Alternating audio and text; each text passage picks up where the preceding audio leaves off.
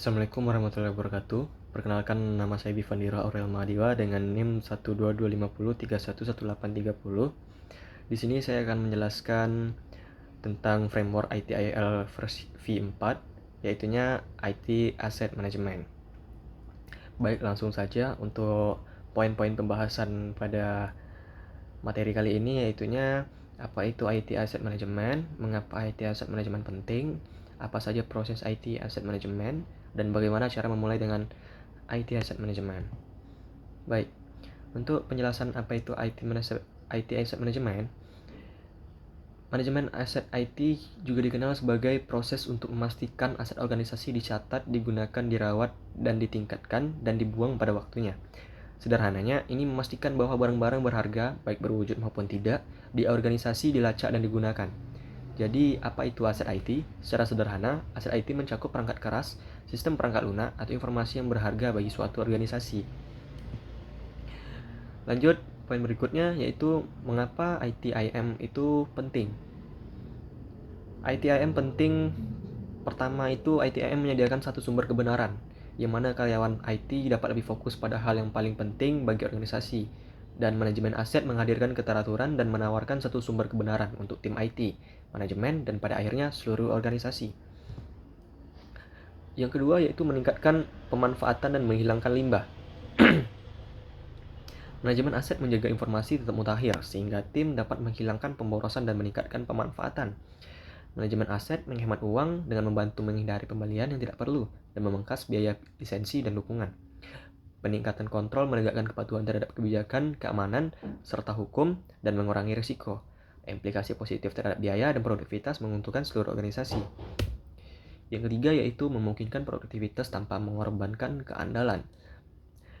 Manajemen aset modern jauh melampaui pelacakan laptop dan mouse dengan merangkul prinsip-prinsip DevOps dan ISRI dan membutuhkan proses dan alat manajemen aset untuk secara efisien dan memberikan fungsionalitas dan layanan baru dengan cepat tanpa mengorbankan keandalan. Keempat, mendukung praktik ITSM dan memberdayakan tim di seluruh organisasi. Manajemen aset IT penting untuk mendukung proses ITIL, termasuk manajemen perubahan, insiden, dan masalah. Tim IT memungkinkan seluruh organisasi menjadi lebih inovatif dan memberikan nilai lebih cepat. Dengan data yang tepat di ujung jari mereka, tim bisa bergerak cepat dan memprediksi dampak perubahan sebelum terjadi. Baik, poin pembahasan ketiga yaitunya apa saja proses ITIM. Yang pertama yaitu langkah pertama dalam proses manajemen aset IT adalah membuat inventaris terperinci dari semua aset IT. Inventaris mencakup aset apa saja yang kita miliki, di mana lokasinya saat dibeli dan berapa harganya.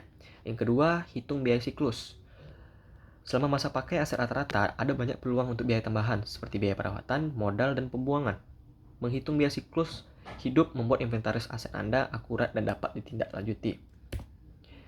Langkah ketiga yaitu pelacakan melalui alat manajemen aset.